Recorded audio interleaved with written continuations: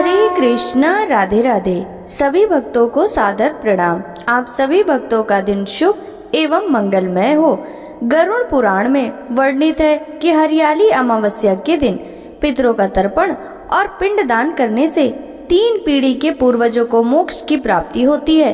वहीं ऐसे व्यक्ति पर पितरों की कृपा बरसती है और पितरों की कृपा से साधक के सुख, सौभाग्य और वंश में वृद्धि होती है। सावन महीने की अमावस्या को हरियाली अमावस्या के नाम से भी जाना जाता है और इस बार हरियाली अमावस्या के दिन बहुत ही शुभ संयोग बन रहे हैं। तो आइए जानते हैं सावन अमावस्या कब है, अमावस्या तिथि कब से कब तक रहेगी, स्नान, दान, तर्पण और पिंडदान का शुभ मुहूर्त क्या रहेगा, इस दिन क्या करना चाहिए, क्या नहीं करना चाहिए और कौन कौन से विशेष उपाय इस दिन किए जा सकते हैं।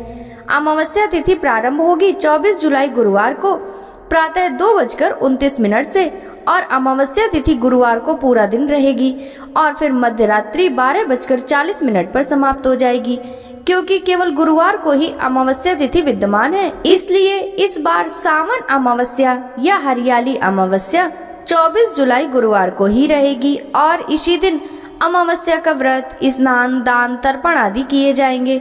24 जुलाई गुरुवार को सूर्योदय का समय सुबह 5:58 पर और सूर्यास्त का समय होगा शाम 7:08 पर। ब्रह्म मुहूर्त सुबह 4:22 से लेकर सुबह 5:10 तक रहेगा।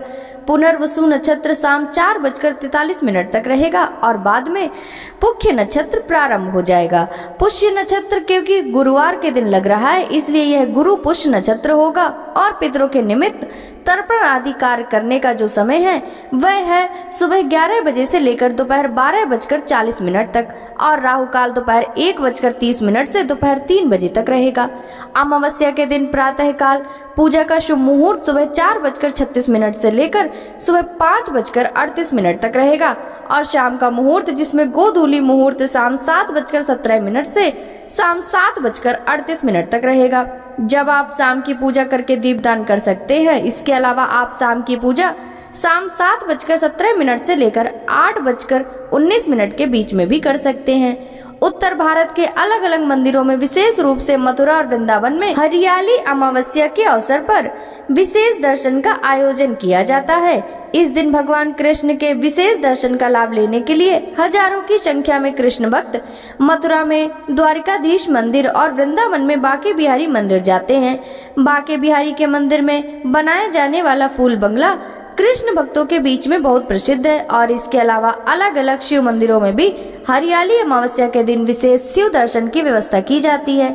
इसके अलावा इस दिन रुद्राभिषेक और जलाभिषेक भी किया जाता है।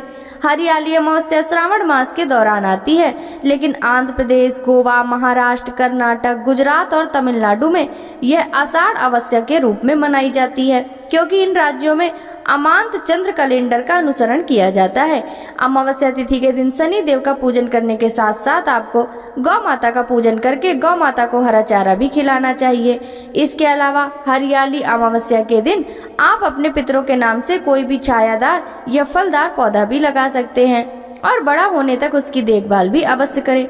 हरियाली अमावस्या के दिन विशेष रूप से फलदायक और पुण्यदायी पेड़ पौधे लगाने का भी प्रचलन है। इस विशेष तिथि में पौधारोपण करना बहुत शुभ माना जाता है और वैसे भी पेड़ पौधे हमारी आस्था के साथ ही हमारे जीवन शक्ति से जुड़े होते हैं। ऐसे में अलग अलग पेड़ पौधों में अलग अलग देवी देवताओं का भी वास होता है। जैसे पीपल के वृक्ष में त्रिदेवों के साथ ही अन्य देवी देवताओं का वास माना गया है। केले और आंवले के वृक्ष में भगवान विष्णु का वास माना जाता है।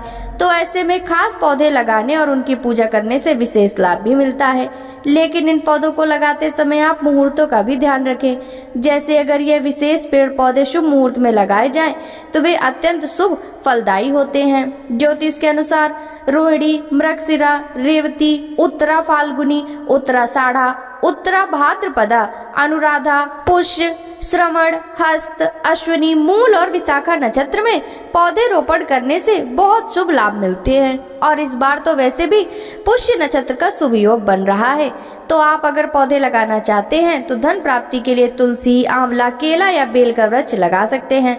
आरोग्य प्राप्ति के लिए ब्राह्मी, पलाश, अर्जुन, आंवला, सूरजमुखी या तुलसी का पौधा लगा सकते हैं। ऐश्वर्य और सौभाग्य की प्राप्ति के लिए अशोक, अर्जुन, नारियल या वट वृक्ष का पौधा लगा सकते हैं। संतान प्राप्ति के लिए पीपल, नीम, बेल, नाग, केसर, गुड़हल या अश्वगंधा का पौधा लगा सकते हैं। हर प्रकार के सुखों की प्राप्ति के लिए नीम, कदम और घने छायादार वृक्ष भी आप लगा सकते हैं। क्योंकि इस तिथि के देवता पितृदेव हैं, इसलिए अमावस्या के दिन पितरों का श्राद्ध भी किया जाता है और पितरों के नाम से दान पुण्य भी किया जाता है। लेकिन ध्यान रखें, अमावस्या तिथि के दिन भूल कर भी ऐसे काम ना करें जिससे आपको पितृ दोष लग जाए और तामसिक चीजों के सेवन से इस दिन दूर रहना चाहिए।